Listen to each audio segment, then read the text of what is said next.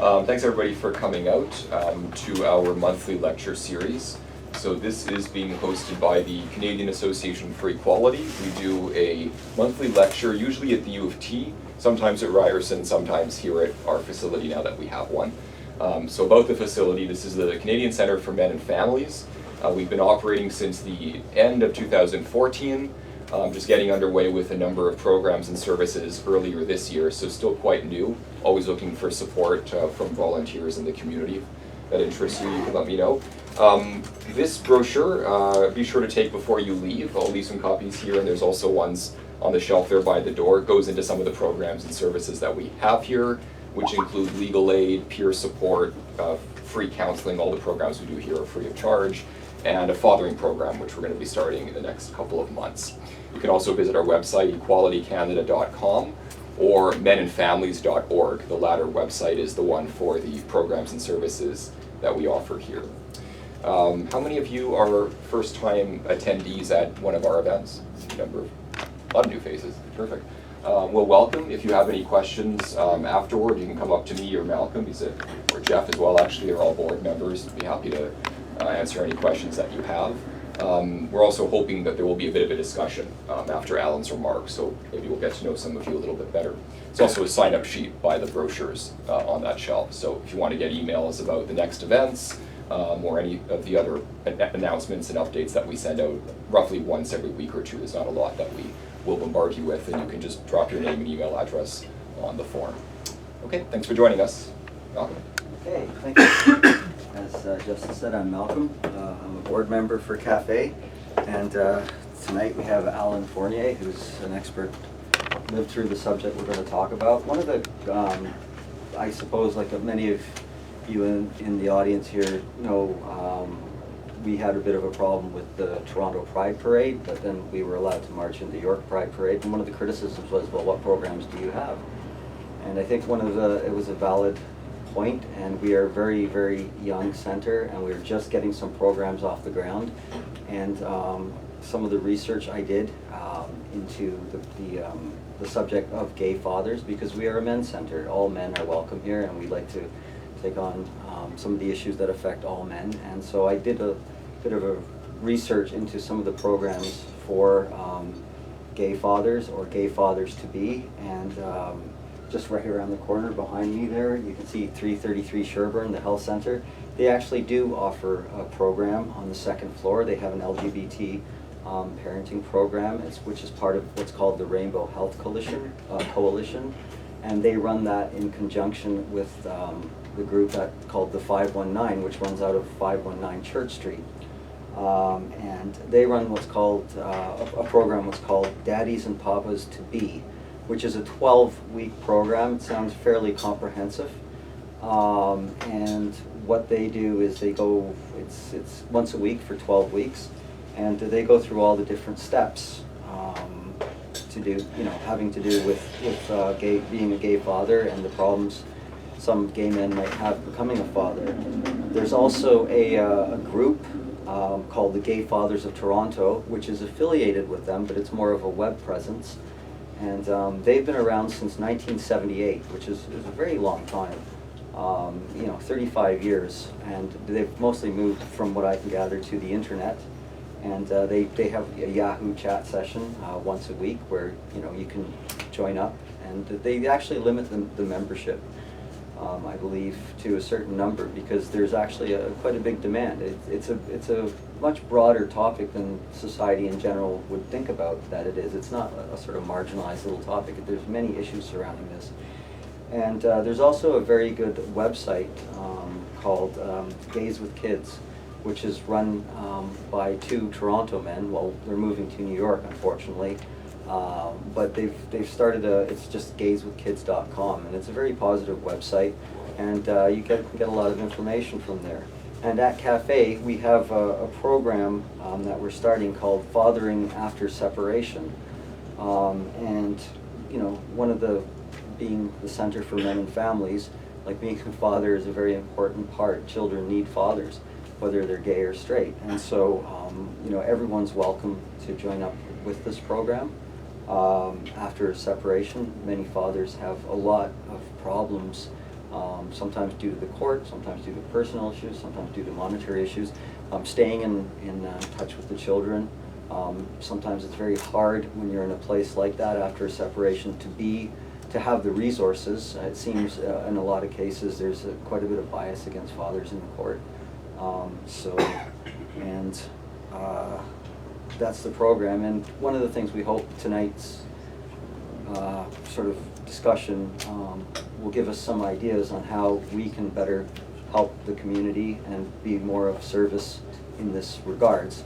And right now, I'll let Alan talk for a bit. He's lived through this experience. And Alan, if you'd like to sort of tell us your story, how you came to be in the position you're in and the ramifications that it's had and some of the problems and roadblocks that you've sort of discovered. Alan's a longtime member of CAF, well, no one's really a longtime member since it's a fairly new group, but he's been in it almost since the beginning. So Alan, if you could just have a little word with us on your situation there. Well, I don't know where to start. Basically, I was exclusively straight up until, or heterosexual up until my mid-20s. And looking back, I always knew that I was gay, but I mean, it's just, back then it was something you just buried and you didn't talk about it with anybody. It was such a different time. I mean, it's almost a quantum leap back in time. There's just no comparison today. So when my son was born, it was a tricky situation, and it was out of wedlock, and actually his mother was married at the time but separated, and when she became pregnant she went back to him, and then subsequently developed a relationship with another gentleman that I knew. But so I was right out of the picture from the get-go. I I saw him when he was an infant a few times, and up until he was 1 year old, and then they moved away. Down to Toronto, actually. He lives in Whitby. But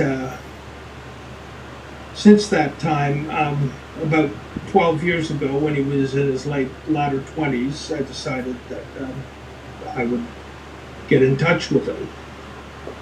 And his folks weren't very happy, but I did mention to his mother at some point that I would be in touch with him. And it was up to her to let him know what the situation was.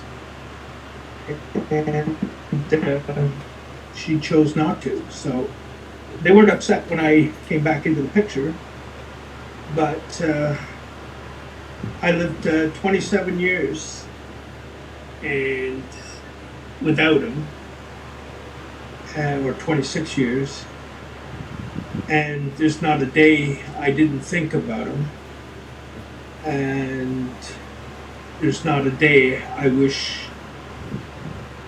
things had been different. Being gay back then was not easy. I mean, it was, you know, the things that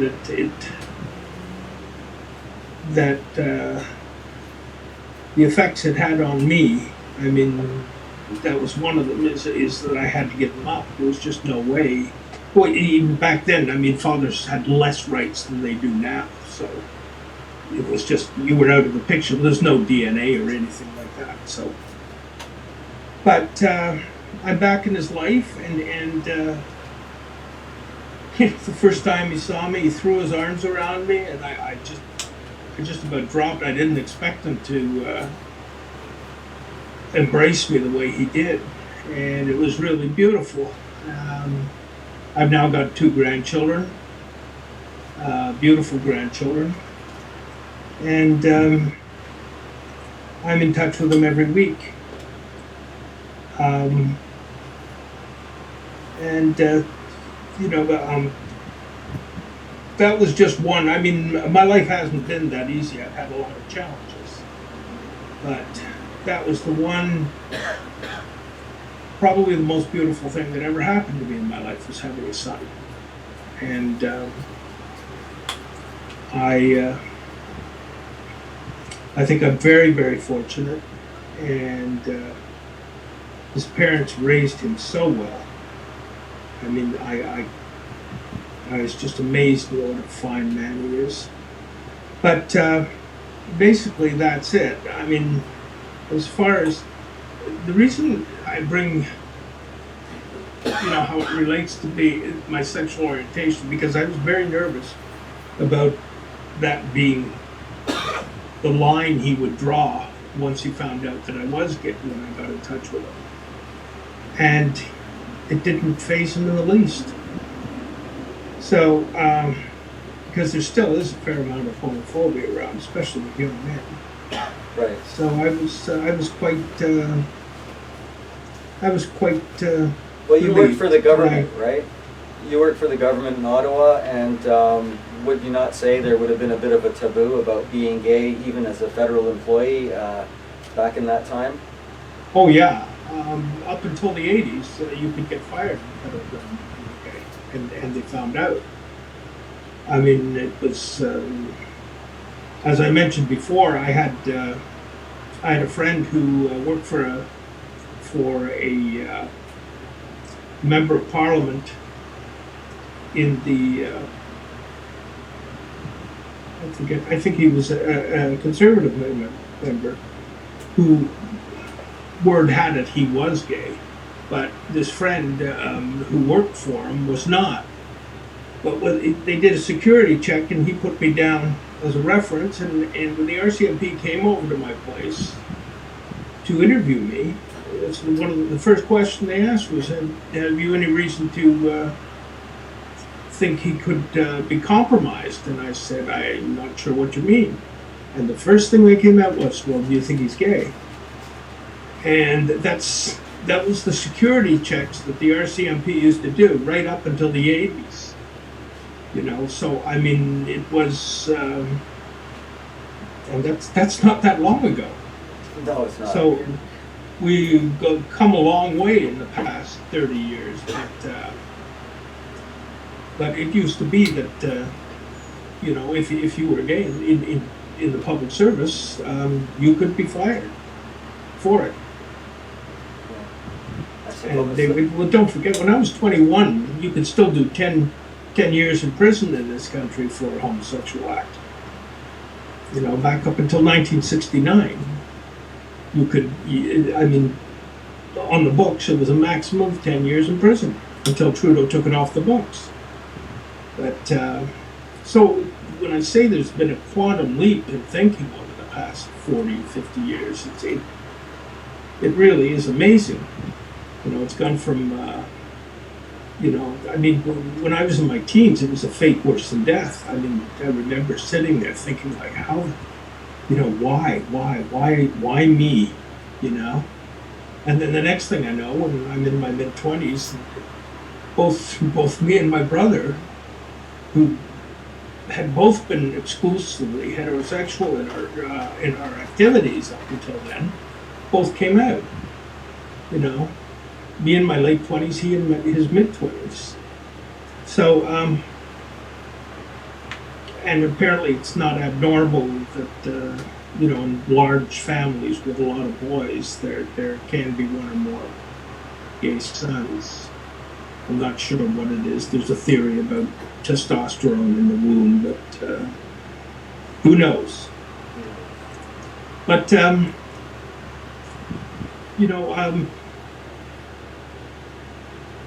it hasn't been easy. I mean, there was also the AIDS crisis and watching people around me die, at an amazing rate. I mean, dozens of men I know.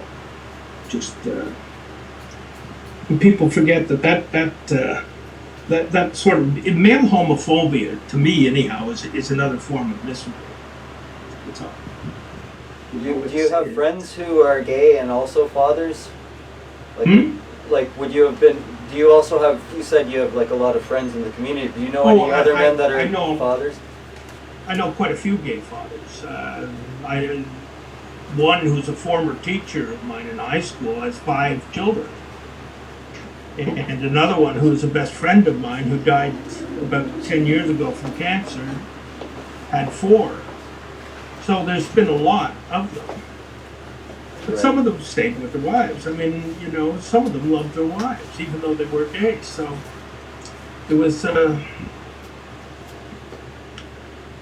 they worked something out. One of them, anyhow. The other one, he still lives in Ottawa. I still run into him every once in a while. But so there's quite a few gay men who are fathers. I can think of a lot who are still married.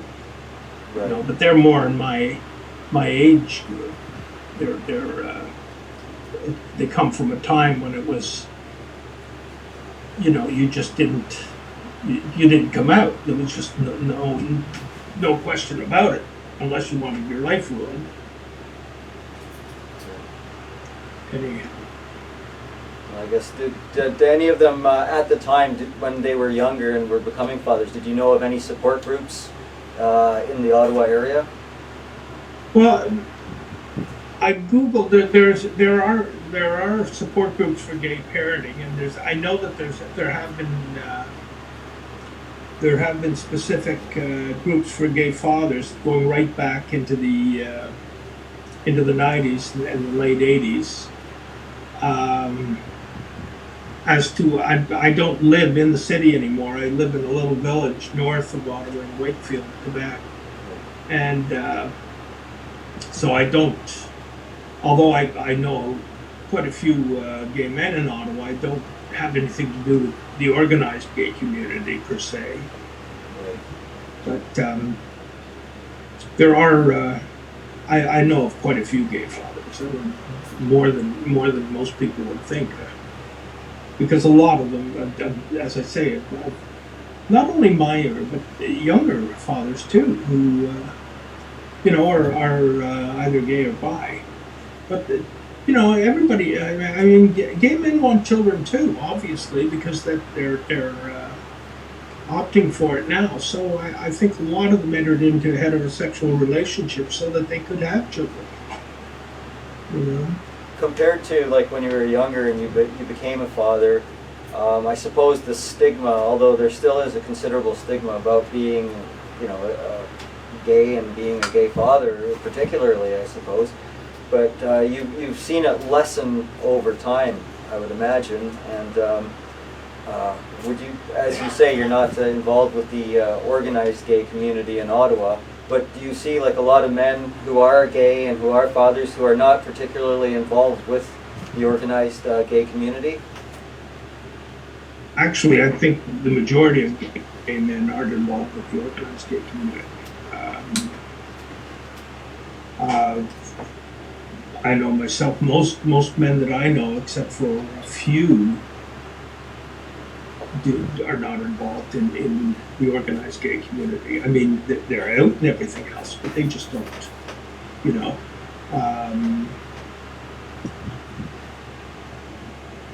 they're just not involved. I think that. Sorry? When you're done, I'd like to ask you a follow-up question to that. Who? It's Justin. You probably can't see me. Okay. Yeah, I can see you. Alan, could you talk a little bit about what you see as some of the continuing barriers or challenges or stigmas that still disproportionately affect gay fathers in contemporary Canadian life? Well, I think that there's the problems that all men run into in the courts. I would imagine if they're natural gay fathers, if they don't do surrogates.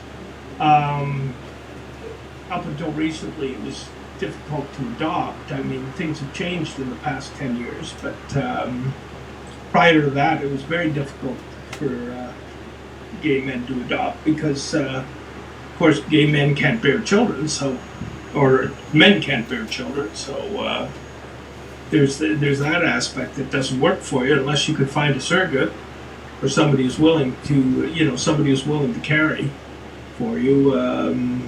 There's not much you can do, but institutionally, I don't think there's as much. I don't see the barriers. As a matter of fact, I see fewer barriers for gay men to have children now than I would say for a lot of straight men to keep their children. Because public opinion is on your side. I mean, this is one of the reasons I got involved with Cafe, is because my son and his, I think my grandkids, grandson and a granddaughter, from what I can see now, they're all straight. And having grown up, having my sexuality pathologized by society for so long, I now see the same thing happening to a large degree, to a substantial degree, with straight male, hetero male sexuality. And it concerns me because I'm worried about what they're growing up with. I'm not as I've never been really. I've been careful. For example, I never really came out at work. Some people do, but I didn't make a point of it. But I've never really hidden the fact if somebody asked me about my sexuality, and I mean, being a fairly big guy, and I've always been able to handle myself, especially when I was younger. People would be rather careful about being confrontive about it. So I mean, I had that advantage, whereas very often you'll get into a situation where a gay man isn't as capable of handling himself, But mind you, I know quite a few gay guys who can handle themselves. But the thing is that I think the stigma has gone down a lot. I mean, there's always going to be homophobia, just as the same as there's always going to be misogyny and misandry. It's always going to be there. But I think nowadays it's in many ways. It can be easier for a gay male than a straight guy. And I know I get that a lot of people would disagree with me about that. But from where I sit, and I think there's a lot of evidence to support it, I sometimes think that things have done a 360 in a way. And whereas being of a special interest group, I mean, you see, I've had a lot of other challenges too. I mean, I knew sexual abuse as a child, and I grew up in a very violent house. I mean, nobody knew outside, but we knew inside. I grew up with a learning disability that I never knew I had until I was in my 40s. When I was in my mid-20s, I was diagnosed bipolar. So I mean, I've had a lot of issues. I mean, I dropped out of high school, went back to university, and got a degree in history and political science. But so I mean, it's been just one of the challenges, and I don't consider myself a victim. That's one thing I don't, because I mean, I refuse to be a victim, and that's probably why I speak about these things. And I no qualms about writing about them, because I think that's that's what men have to do, whether they're straight or gay, is speak up for themselves. And I don't know why we have this reluctance. I mean, I've been shamed a number of times. You know, I'm used to, I grew up being shamed because of my sexuality. You know, even though people didn't know I was gay, I knew it. And I remember the time I heard homophobia, you know, or slurs or slangs, you know, it makes a mark on you. But there's a point where you have to, you know, just stand up and speak up for yourself. Well, as an organization, sorry? I'm just going to say, as an organization, CAFE, who deals, you know, we have the Canadian Centre for Men and Families. How do you think we can better reach gay fathers? How do you think we can better help them and you know, become an organization that's very active in their eyes to increase the membership? Like, are there things we can do to appeal that's within our, you know, that reasonable, that CAFE can do better? Well, I don't know. As long as the literature is inclusive and people feel welcome, you know, gay men feel welcome coming to the center, and I don't see any reason why they wouldn't.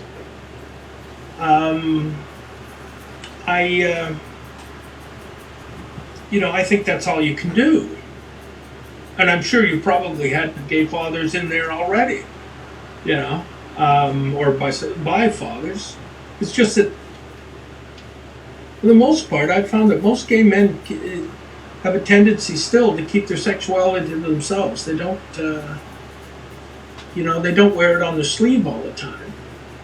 And they're more comfortable with it that way. And it's not an attempt to pass or anything else. It's just that it's one aspect of their lives, among many. I mean, fathers being another, you know, or their professions, or the sports they like, or the hobbies they like, etc., you know. I mean, I think the whole sexuality thing, in my estimation, anyhow, is very much more on a Kinsey grade than just you know, you're this or you're that. Because I've had a lot of men confide in me. They've had, you know, that they have jumped the fence at one point in their life and gone back. I mean, you know, and the other way around, you know. Men who I know who were married for years and then came out. So it's a very individual thing, and I don't think, you know, and this is something that the gay community is guilty of as well. It's, you know, well, you're either or, and I think that the Kinsey spectrum is more a realistic estimation of what the situation is, you know, with more people being heterosexual, but still there is that sort of gradual that gradual grade. As I mentioned earlier, CAFE has the program Fathering After Separation. Do you think there are any special considerations that would have to be made to sort of attract more gay men into the program? Or do you think there's like a difference in fatherhood styles between gay men and straight men? You know, I wish I had the answer to that. I think one of the biggest things is overcoming or proper PR, you know, getting the message out that, you know, that CAFE is inclusive. And I think you're doing a good job, but I mean, you know, being an organization in its infancy, basically, you know, it's the resources just aren't available to CAFE as they are with other organizations that get, you know, funded by governments of all levels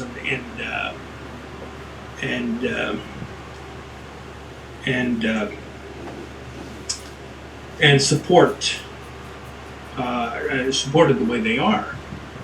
I mean, there are no. I remember back in the 80s when I first got into men's issues, because I followed feminism ever since I was in my my early 20s, and I was a strong feminist. I still am very much in favor of equality. I don't have a problem with it at all. But what I do find is that I've lost my track of thought. Is that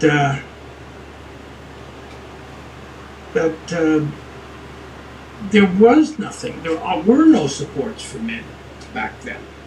I mean, I had a friend. I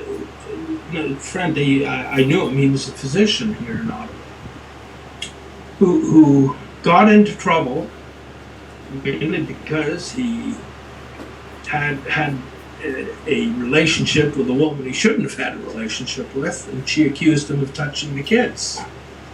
You know, and this was back in the late 80s, and he came to me and he says, "What can I do? You know, who can I turn to?" At that time, I think the only thing that was available was the Coalition of Free Men down in the States. There was no other organizations. And I told him, "You're on your own. You know, there is no support. Just get yourself a good lawyer." And, you know, they tried to ruin him. I mean, he was on the news at 6 here in Ottawa. He was on the front page of the Ottawa Citizen. And the charges were dropped because, I mean, about 2 years later, not a word in the paper. And the judge just threw it out. There's just no, you know, she had done this previously to 2 other men. And that came to light in the courtroom, but there was nothing at all available to them. Nowadays, there's more support group than there was back then. There was just nothing. I don't even think a Voice for Men was around back then. I don't know how old the Voice for Men was, but I don't remember it being around back in the late 80s. But, and there were certainly few any gay straight alliances available back then, male alliances where there has been with women and feminism, but with gay and straight males, that for some reason there's always been the cafe is a groundbreaker there, you know, to be inclusive for all men. I think even more so than a lot of the organizations down in the States. So that's why I'm really happy with the stuff you guys have done. It's just absolutely amazing. You've done so much in such a short time. So, Well, on that flattering note. Yeah, that was quite flattering. Thanks, Alan. Thanks, Alan, for the story. I think what we're going to do now is see if there are people in the audience who want to either ask Alan questions, comment on anything they've heard, share their own stories. This was very much an attempt at a conversation. So instead of us just lobbing questions at Alan, he's done a great job answering them. If there are other people who want to speak, either as questions or as their own experiences, that this would be the time to do that.